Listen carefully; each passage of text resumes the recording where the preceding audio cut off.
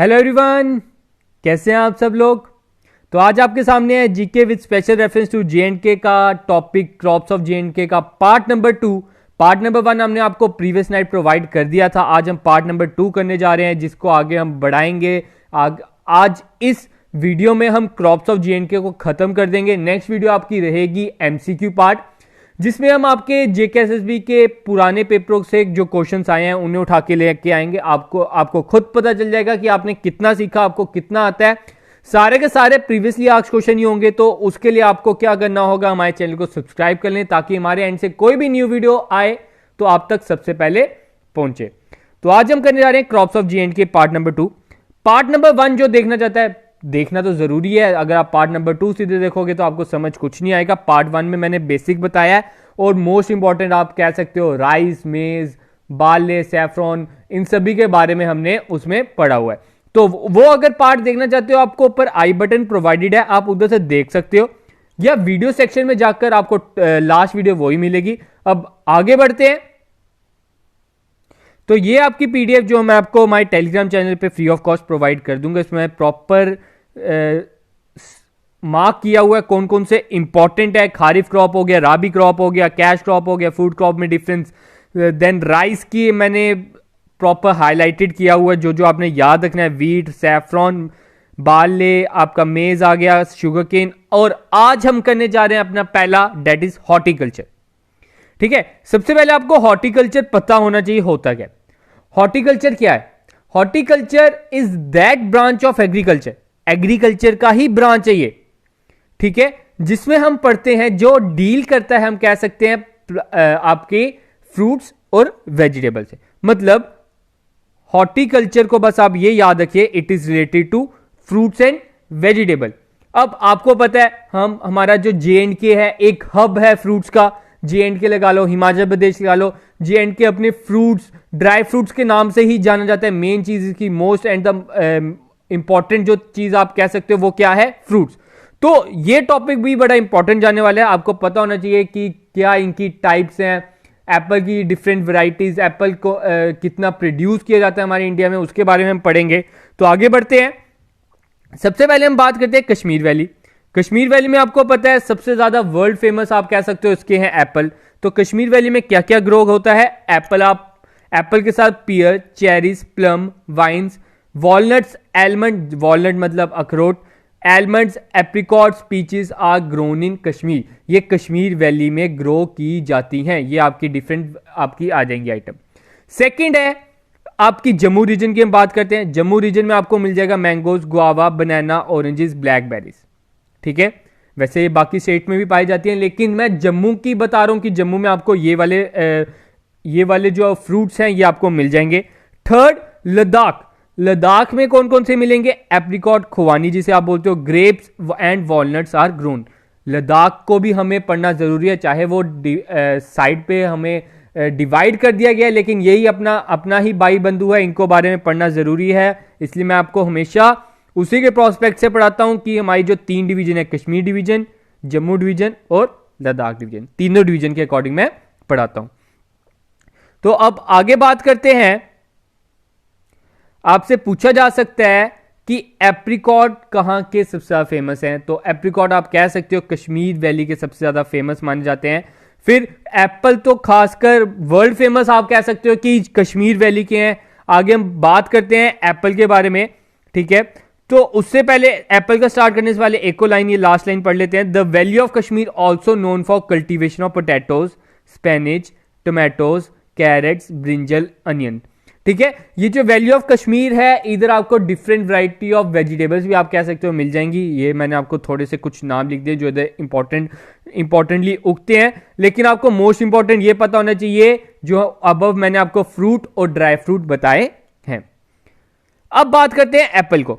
Horticulture को मैंने आगे थोड़ा सा डिवाइड कर दिया है, तो एप्पल के बारे में पढ़ते हैं। एप्पल क्या, सेब जिसे आप कहते हो। तो एप्पल क्या है? J&K is the largest producer in India. Main and the most important point for your JKSSB exam मैं बता दूं, आपको पता होना चाहिए जो हमारी स्टेट, या आप कह सकते हो जो यूटी है, सॉरी, तो वो जो है हम लार्जेस्ट प्रोड्यूसर हैं इंडिया में। सेकेंडली आप कह सकते हो हिमाचल प्रदेश है, फिर पंजाब आ जाता है। तो J&K में सबसे ज्यादा प्रोड्यूस किया जाता है एप्पल। सेकेंडली आपको इसके पता होने चाहिए different varieties of Apple, Apple की डिफरेंट डिफरेंट वैरायटीज क्या है। आपको पता होगा जब एप्पल का सीजन आता है बड़ी सी वैरायटीज आ जाती हैं, कुछ सस्ता कोई महंगा, तो उसमें आपको आप पूछते होगे कि हाँ भैया इसमें फर्क क्या है, तो वो बोलता होगा भैया ये अमरीश सेब है, ठीक है। फिर दूसरा आता है अमेरिकन ट्रेल, सुनहरा, शालीमार एसेट्रा, ये सब एप्पल्स की वैरायटी हैं, ये आपको पता होना चाहिए। उधर कुछ इस तरह का आपको एमसीक्यू आ सकता है, which of the following is not a variety of Apple, Apple की कौन सी नीचे देगी ऑप्शन में से वैरायटी नहीं है। तो ये मैंने आपको कुछ इंपॉर्टेंट वैरायटीज लिख दी हैं, ये आपको पता होने चाहिए ताकि ये आपको एग्जाम में मदद कर सके। सेकेंडली हम बात करते हैं वॉलनट की। अब मैं बता दूं द स्टेट, एप्पल में तो हम सिर्फ और सिर्फ लार्जेस्ट प्रोड्यूसर तक ही थे। अब वॉलनट की बात की जाए, हमारी जो स्टेट है, सॉरी स्टेट की जगह यूटी कर लो, produces 90% of the walnut production of India, India की, पूरे मुल्क की, देश की हम 90% वॉलनट प्रोड्यूस करते हैं, और जो बाकी देश बच गया वो सिर्फ और सिर्फ 10% करता है, ठीक है। यही बड़ी महान चीज है हमारे लिए, ठीक है। तो आगे बात करते हैं वॉलनट की वैरायटीज। इसकी 3 वैरायटीज होती हैं, और भी बड़ी हैं, लेकिन मोस्ट इंपॉर्टेंट ये है, एक आता है कागजी, सुलेमान और बुरजेल, ठीक है। ये 3 इसकी मेन वैरायटीज है, आपको ये भी पता होनी चाहिए। आपको अगर अखरोट आपने खाए होंगे, आपको इधर वैसे वैरायटीज तो आजकल इतनी कुछ खास पता नहीं होती, फिर भी आपको ये पता होने चाहिए कागजी, सुलेमान और बुरजिल इसकी main and the most important walnut की आपकी आ जाती हैं वैरायटीज। फिर अब बात आती है एप्पल, ठीक है। एप्पल की एक और चीज मैं बताना भूल गया, इसकी लार्जेस्ट प्रोड्यूसर ऑफ एप्पल कौन सी डिस्ट्रिक्ट है, तो मैं बता दूं उधर आपने चुनना है बारामूला। जो बारामूला है वो एप्पल की लार्जेस्ट डिस्ट्रिक्ट है ऑफ एप्पल। आगे हम बात करते हैं वॉलनट, इधर मैंने एक और पॉइंट नहीं लिखा क्योंकि उसके बारे में इतना था नहीं। एलमंड्स की बात कर लेते हैं। एलमंड्स क्या है, एलमंड्स की आपको वैरायटी में बता देता हूं, क्योंकि जेकेएसएसबी वालों ने आज तक इसके बारे में सिर्फ और सिर्फ वैरायटी के बारे में पूछा है, तो मैं बता दूं उसकी वैरायटीज आप कह सकते हो both thick and thinned skin, thick and thin skin, ये आपकी क्या वैरायटी आ गई, एलमंड्स की आ गई, ठीक है। एलमंड्स मतलब बादाम। अब आगे बात करते हैं, एक और इंपॉर्टेंट फूड क्रॉप आपका आ जाता है अमरनाथ गनहर, जिसे लोकल लैंग्वेज में बोला जाता है, कश्मीर वैली में भी ये फेमस है बहुत। तो ये क्या है, इट इज सोन आफ्टर 3 और 4 प्लूइंग्स।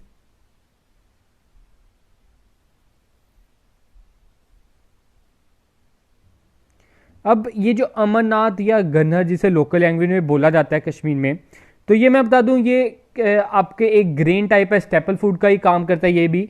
तो ये भी आप फास्टिंग के टाइम पे खाया जाता है मैक्सिमम। तो क्या है, द ग्रेन व्हेन रेडी, जब ये ग्रेन रेडी हो जाता है, इसे पास किया जाता है, ग्राउंड किया जाता है, देन ईटन विद मिल्क, उसे मिल्क के साथ खाया जाता है। It is largely sown in the valley of Kashmir, valley of Kashmir में ये लार्जली सोन किया जाता है, और उनकी main and the most important staple food भी है। अब आगे हम बात करते हैं कोई थोड़ी सी नॉन फूड क्रॉप्स, या आप कह सकते हो ये आपकी आ जाती है फाइबर्स। कुछ इंपॉर्टेंट फाइबर्स के बारे में पढ़ लेते हैं, ये भी क्रॉप्स ही गिनी जाती हैं। तो पहली आपकी आती है सिल्क, ठीक है। सिल्क के बारे में पढ़ लेते हैं। सिल्क क्या है, आपको पता है सिल्क के कपड़े के बारे में। अब वो कहां से ऑब्टेन किया जाता है, तो वो बात करते हैं, it is obtain from cocoons of the larva of A mulberry silkworm, ठीक है। मलबेरी सिल्कवॉर्म होता है, उनके कोकून के लार्वा बनाए जाते हैं, तो उधर से ये ऑब्टेन किया जाता है। आपको इसके बारे में जरूर पता होना चाहिए, सिल्क के बारे में बढ़िया क्वेश्चन पूछा हुआ जेकेएसएसबी वालों ने। अब बात करते हैं ये कहां कहां ग्रो करता है। It is grown in Kashmir, Poonch, Rajouri, Doda, Bhaderwah etcetera, ठीक है। फिर ये एमसीक्यू जो आपको आगे दिख रहा है, मतलब जो थर्ड पॉइंट है, ये एमसीक्यू में बड़ी बार मोस्ट इंपॉर्टेंट आप कह सकते हो क्या है, व्हाट इज सेरिकल्चर आपसे पूछा जा सकता है, या आप बोल सकते हो the rearing of silkworm for obtaining silk is called sericulture, ठीक है। आप कह सकते हो उस प्रोसेस को क्या बोलते हैं जिसमें हम सिल्कवॉर्म को रेयर करते हैं for obtaining silk, this method is known as sericulture. और दूसरा एक और मेथड के बारे में आपको पता होना चाहिए, that is moriculture, MORICULTUR। Moriculture क्या है? Moriculture is the cultivation of mulberry plants in order to feed silk worms. अब सिल्क वॉर्म्स को फीड करने के लिए मलबेरी का उन्होंने करना है, उसकी जो कल्टीवेशन करनी है उसको हम बोलते हैं मोरिकल्चर। तो आपको उधर एमसीक्यू पूछा जा सकता है, which of the following two cultures are associated with silk. तो the 2 points are moriculture and sericulture. ये दोनों के दोनों सिल्क प्रोडक्शन से ही रिलेट करते हैं। होप कि क्लियर होगा। आगे बात करते हैं वूल की। वूल कहां से ऑब्टेन की जाता है? जैसे हमने ऊपर पढ़ा, सिल्क ऑब्टेन किया जाता है from the cocoons of mulberry silkworm.